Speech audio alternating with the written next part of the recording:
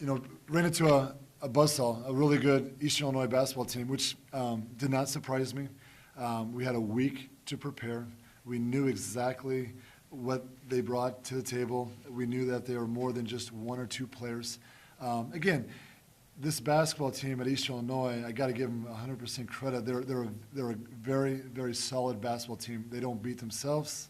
They shoot the ball extremely well, and they're experienced. They have really good junior court that understands and knows how to win.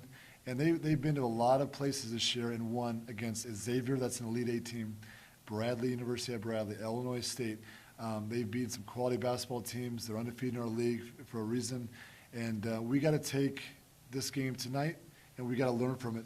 And we will. And I thought overall, that we, on the offensive end, had a lot of good looks. I thought Allison Bradshaw had 10-foot jump shots. She had open threes. I thought we had some nice looks. The ball just didn't go in the hole early. And again, we're still battling to get over that hump, quite honestly.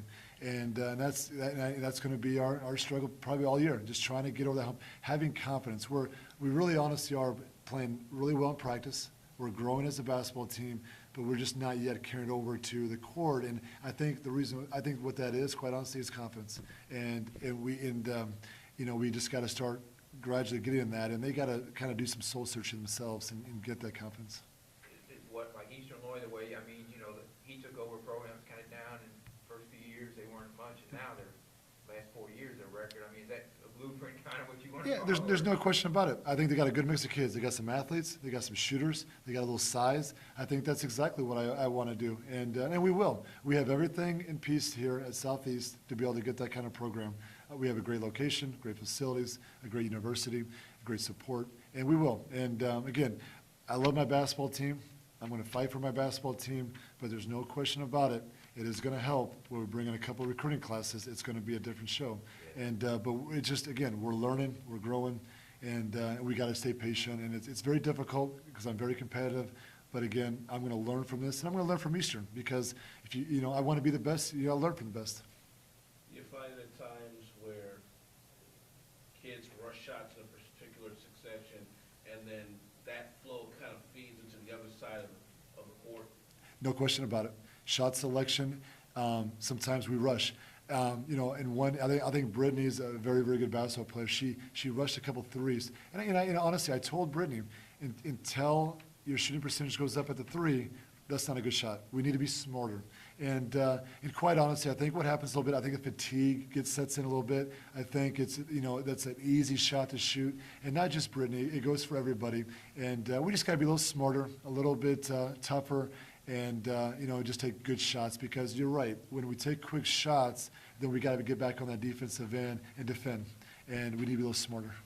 Considering another adverse situation, a number of key players in foul trouble, just talked to Bianca Beck, Alice Bradshaw fouls out, your bigs get in foul trouble, and that starts seeping into the team. What do you normally try to tell your players at an adverse situation like that?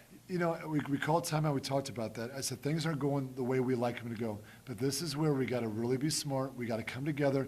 This is going to show us our character, quite honestly. And I said we got to play smarter. We got to make adjustments because some games they're going to let you play. Some games they're going to call tight. Tonight it was really tight at the beginning, both ways. And I thought some of those calls frustrated some of our players and got their confidence laxed, and unfortunately that hurt us. But again, it's a learning process. We'll learn from it. We'll move on, and we got to fight. We got a really good basketball team in Southern Illinois, Edwardsville coming in that had a great road win tonight at Tennessee Tech.